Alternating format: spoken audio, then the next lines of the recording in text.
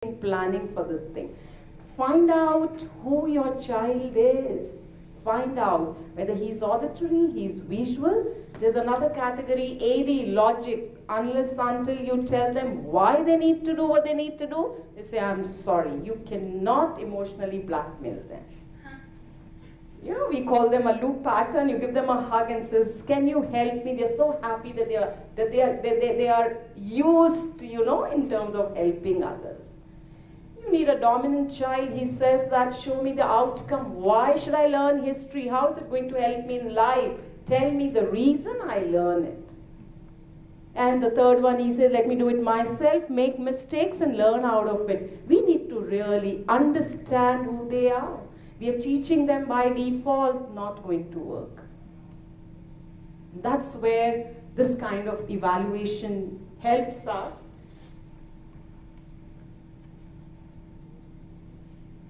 Workforce area, it's not just restricted to children.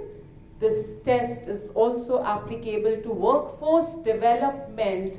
The other day I received a mail from a Bangalore-based company saying they want to do a workshop on anagram, the anagram personality types. And this workshop is needed for senior level managers and team leaders. Why do they need? They need to understand the personality traits of their team members to figure out what are their strengths and what are they missing out in life, what gives them stress. And if you have the similar kind of a trait, so what your task is, does that task need a lot of precision? And you put a person who looks at a bigger picture, the task is never going to get completed. So they said, help us understand, and based on your objective or the outcome, you can actually create a team based on their unique personality types, and you see what magic or what miracles can take place because they are complementing each other. And they must know, first of all, what is it that I'm missing out on? What is my red flag area? Maybe if I'm always looking at a bigger picture, probably when it comes to the finance or the investment or the nitty-gritty, I would need some external help because that is something I'm always missing out on based on my inborn. When I say this is not my cup of tea, how do we know it is not my cup of tea? We have the data there working. So this test is useful for at a very, very senior level. And let me tell you, we have biometric and psychometric way of assessments. We can do both and check it out. But at the end of it, when they look at the biometric evaluation, they say, oh my God, it's a mirror. This is me. Thank you for showing me the mirror. And I call it rendezvous with yourself. You actually meet your own self when you look at this report here. Just a little bit, how much more time do we have? 5 minutes, all right. So we move on to the next segment here, where I would like to talk about something called neuro-linguistic programming. When we look at the technicality of neuro-linguistic programming, it's N is neuro, where it comes the brain or the 5 senses. How do we perceive information? Through our 5 senses, that's how it works. Linguistic, do we communicate with our own self? We are always doing some kind of self-talk, internally and externally. When it comes to programming, do you think that there are certain patterns that keep appearing in your life time and again?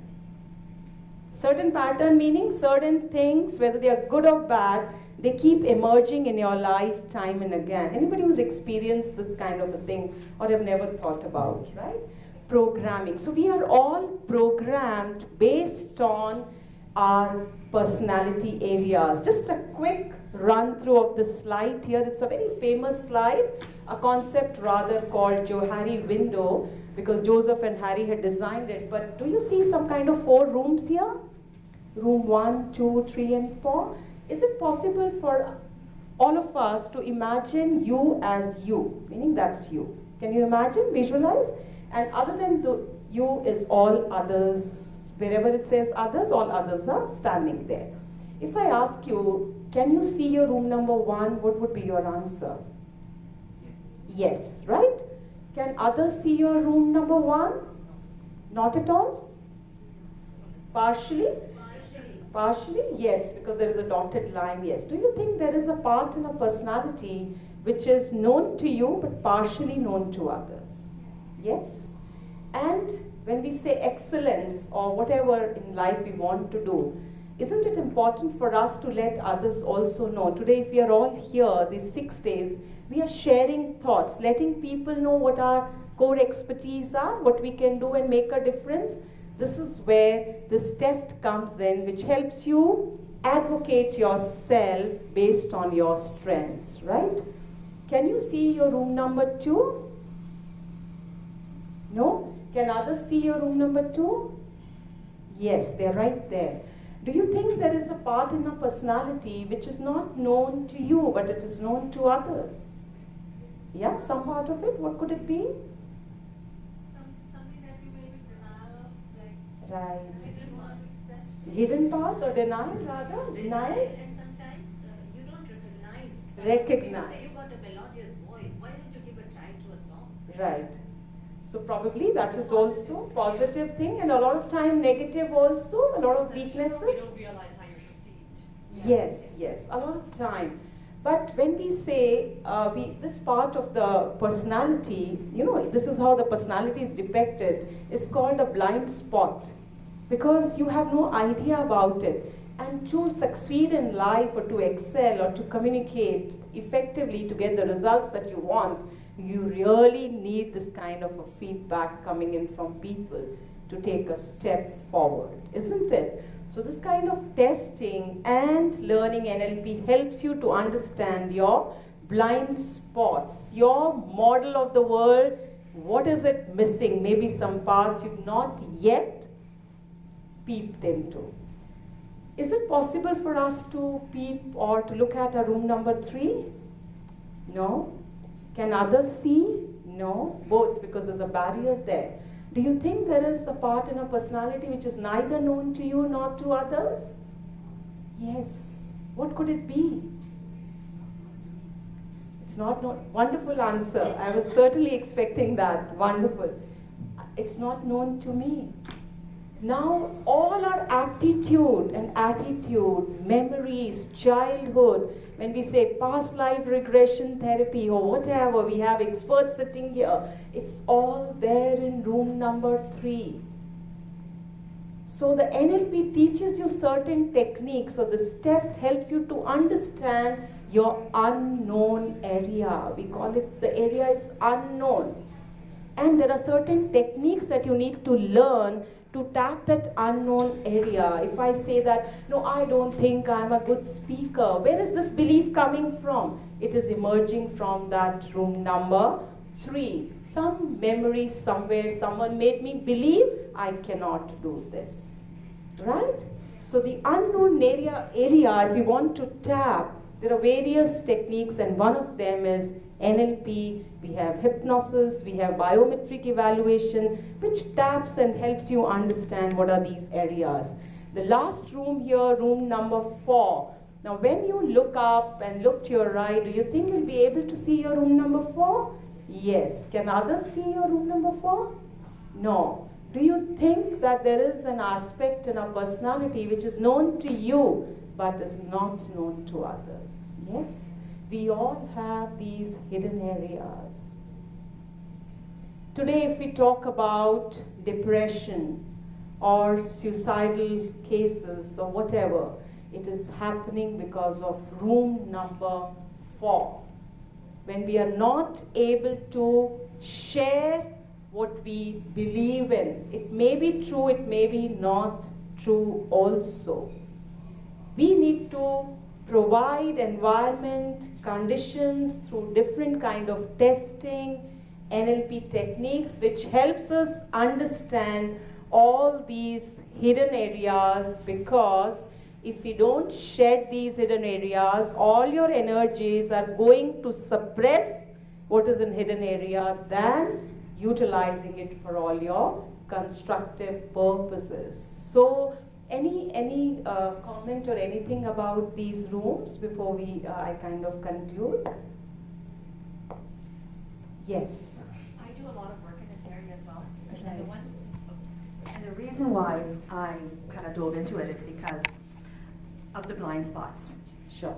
That's the blind spots in Okay. people. Okay. Because Okay. you don't realize how you're perceived by others. Right. And it's really important. Right. I have a very dominant personality. And Right. because of it, people always thought that I wasn't always nice.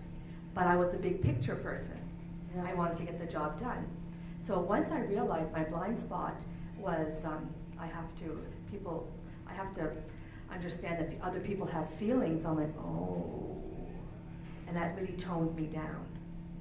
So it's really nice to understand all the areas. So wonderful, so beautiful. It's so important. Yeah. There is a very, a technique. You put two chairs there. You put a chair here, view the other person from your point of view.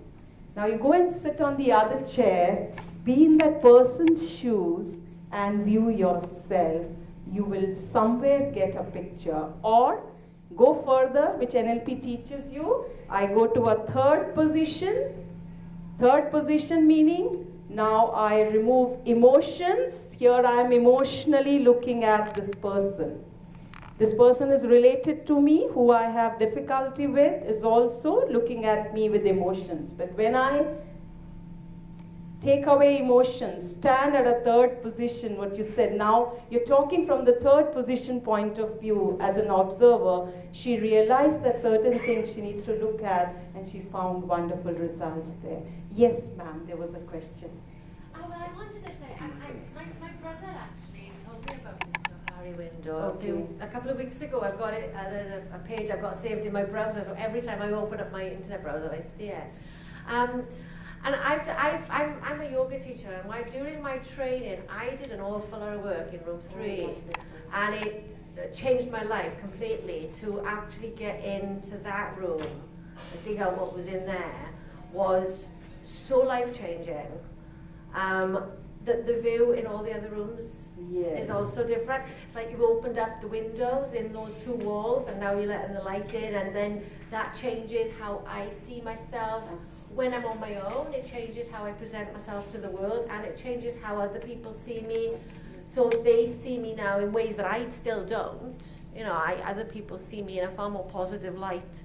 But one of my friends told me a while ago he likes the new me an awful lot more than he likes the old me, because I've let that That's interesting. by releasing, going into room 3 and going back and finding all the patterns, all the stories I've been telling myself since I couldn't even speak, Okay. and seeing what that has actually done in my life and the damage that Sure. those stories I've been telling myself since I was a toddler. But to undo all that, it's so powerful. And whatever technique, yoga worked so well for me. Yes. But whatever technique you can use to open up those windows into room 3, it's amazing. It is absolutely Absolutely. incredible. So yeah, I recommend it completely. Absolutely. So we have the biometric aptitude evaluation and neuro-linguistic programming, which can help you understand certain techniques to peep into all these areas. And when you have a good perception of all these areas, world doesn't change.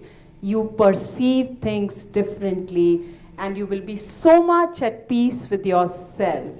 So spirituality to me is all about, if you do what you love and love